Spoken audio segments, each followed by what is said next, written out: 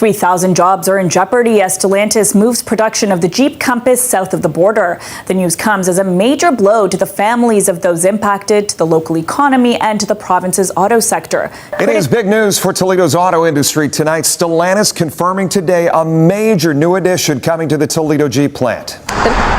Stellantis is moving production from this assembly plant in Brampton, Ontario, across the border to Illinois. We're not just going to sit here and say that's okay, because it's not okay. They've made commitments to this plant. It began quietly, almost like a rumor that spread before dawn. In Brampton, Ontario, the workers arriving for the morning shift could sense something was wrong. The parking lot felt thinner, the air heavier.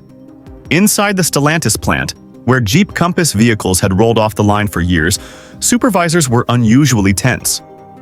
Within minutes, phones buzzed, screens lit up, and the announcement flashed across every feed. Stellantis was moving Compass production to Belvidere, Illinois. There was no buildup, no long corporate briefing, just a sterile statement citing a strategic realignment in response to evolving trade conditions. But for the thousands of workers inside that massive plant, the meaning was unmistakable. It meant layoffs. It meant uncertainty. It meant that Brampton, a city that had built its rhythm, its pride, and its economy around that factory, was losing one of its last major anchors. Some employees stood in stunned silence. Others vented frustration, asking how such a move could make sense after decades of cross-border cooperation. They all knew the word no one wanted to say: tariffs. Trump's new tariffs on Canadian auto imports had begun reshaping everything: costs, supply chains, and corporate strategies. The numbers didn't add up anymore. American parts, Canadian assembly, shared logistics. It all depended on a balance that politics had just upended. In a matter of hours, what had been an abstract policy debate turned into a human crisis. Local union representatives rushed to the plant, trying to keep calm among angry workers. City officials scrambled to understand what this meant for tax revenues, schools, and small businesses. Brampton's mayor called the decision a gut punch to working families. In interviews, he spoke not only of economic loss but of dignity. How a community that helped build North America's auto industry was now being sacrificed for a political headline south of the border. For years, Brampton had been a living symbol of the quiet success of continental trade, a place where raw steel from Hamilton mixed with engines from Michigan, where the border felt more like a seam than a line. The factory wasn't just an employer, it was proof that integration worked. But that morning, the integration cracked. Reporters descended on Brampton. Some focused on the emotion, the tears, the frustration, the disbelief. Others went straight for the bigger story, the geopolitical ripple behind the plant's closure. This wasn't a company's choice made in isolation. It was the inevitable result of Trump's escalating trade war, a war that had been reignited under the banner of economic nationalism and justified by the idea that every car built outside U.S. soil was a threat to American workers. In Washington, the announcement was celebrated. Trump declared it a victory for his America First agenda, telling a crowd in Ohio that factories belong where American hands can build American cars. The cheers were loud, but the economics behind the applause were already unraveling. In Ottawa, the tone was very different. Mark Carney, Canada's newly elected Prime Minister and a former central banker known for his calm precision, stepped before the cameras. He looked composed, deliberate, almost surgical in his choice of words. "It's time to talk," he said, "but we won't let Donald Trump decide our future." That one line set the tone for Canada's response. Restrained but firm, pragmatic but defiant. Behind the scenes, his cabinet went into crisis mode. Trade advisors pulled late nights analyzing tariff impacts.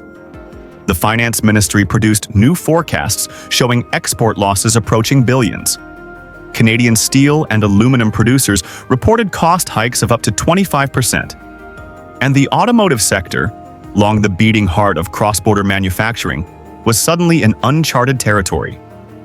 In just 6 months, auto exports to the U.S. had fallen sharply. Ports reported slowdowns. Warehouses were half empty. Small suppliers across Ontario were reporting layoffs.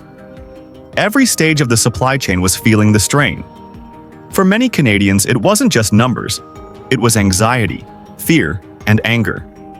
The U.S., once their most predictable partner, had turned unpredictable again.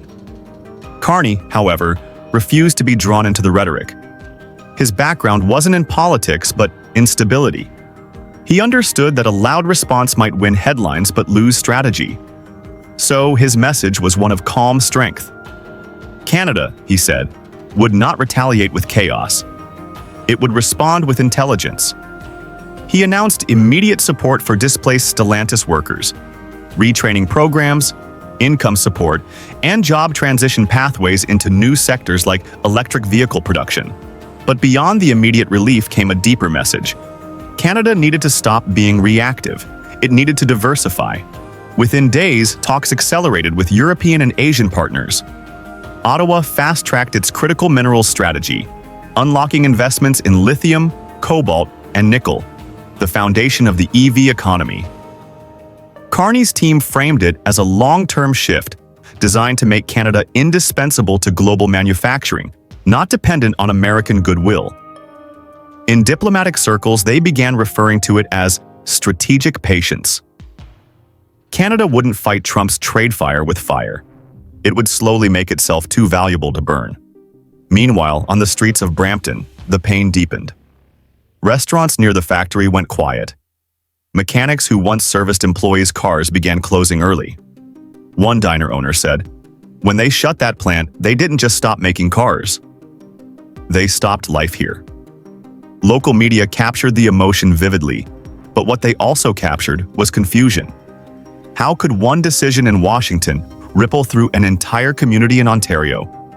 How could tariffs meant to protect American jobs end up hurting Canadians, and eventually, Americans themselves? Economists were already warning that the tariffs were backfiring. American automakers, now facing higher costs on imported Canadian parts, were raising prices. The supposed boon for U.S. manufacturing was turning into inflation. But in the U.S., the politics of victory drowned out the economics of consequence. Trump's rallies featured sound bites about bringing jobs home, even as supply chain bottlenecks quietly worsened. In Ottawa, Carney began playing a longer game. He used every meeting, every press opportunity to remind Washington that Canada was still essential. The U.S. might produce cars, but it couldn't mine enough lithium for batteries, couldn't generate enough clean energy for its transition plans, and couldn't easily replace the cross-border trade flows that powered its own industries. Carney's calm tone masked a clear strategic message. If the U.S. wanted to weaponize trade, Canada would weaponize value. Weeks later, as U.S. inflation ticked upward and supply chain stress spread, analysts in Washington started to notice. The very tariffs meant to rebuild America were raising costs for American businesses. The system was bending under the weight of politics. Carney stayed quiet, even as his approval ratings rose. Canadians, weary of decades of being overshadowed by their southern neighbor, saw in him something new. Not defiance, but steadiness. Then came a pivotal moment. At a press conference in Quebec, standing beside workers at a new battery production facility, Carney said, "Protectionism is rarely protection. It's just postponement." The line spread like wildfire across social media. To some, it sounded like a direct challenge to Trump. To others, it was a masterclass in diplomatic restraint. In reality, it was both. Over the next months, Canada's economy began to adjust. European automakers like Volkswagen and Northvolt announced new investments in Ontario and Quebec, citing Canada's trade stability and mineral access. Japanese and Korean firms followed. What had begun as an economic hit was slowly turning into a repositioning. Brampton, however, still felt the loss. The factory gates stayed closed, the silence heavy. But a new plan was already forming. Part of the old Stellantis site would be redeveloped into a clean technology hub. Former workers would be offered retraining to join new battery and robotics firms setting up shop in the region. The process was slow and painful, but it was motion, not paralysis. By autumn, the numbers told a complex story. Canada's overall exports were still down, but non-U.S. trade had surged. Ottawa signed new deals with Japan and the EU for mineral supply chains. Mexico joined in discussions about creating a parallel market shielded from American tariffs. In other words, the continent was beginning to realign itself, not by choice, but by consequence. Trump's tariffs had triggered a slow but irreversible shift. Even in the United States, the cracks were visible. Reports emerged showing that the new Stellantis plant in Illinois still relied heavily on Canadian components and suppliers. In trying to isolate production, the tariffs had simply made the supply chain more expensive and less efficient. Carney, always careful, never gloated. His focus remained on rebuilding trust in Canadian leadership, steady, strategic, outward-looking. At one point, he said in Parliament, "We can't afford to match chaos with chaos. We win by being the calmest nation in the storm." Slowly, even critics began to acknowledge that his approach was working. The international press started calling it the Carney Doctrine. Use stability as leverage. Meanwhile, Trump continued to boast about manufacturing revival, but behind the slogans, economic data was softening. The tariffs had created visible distortions: higher consumer prices, lower export competitiveness, and friction with longtime allies. In diplomatic back channels, the U.S. Trade Representative's office began quietly signaling openness to talks. The Canadians waited, patient, prepared, and unflinching. In the end, Canada stands at a crossroads, caught between the pain of today and the promise of tomorrow.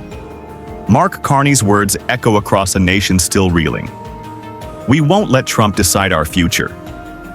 Because this isn't just about one factory, one tariff, or one political feud. It's about sovereignty, economic, industrial, and human. The question now is simple but profound. Can Canada transform its losses into leverage and turn Brampton's silence into a blueprint for resilience? The world is watching, and this story is far from over.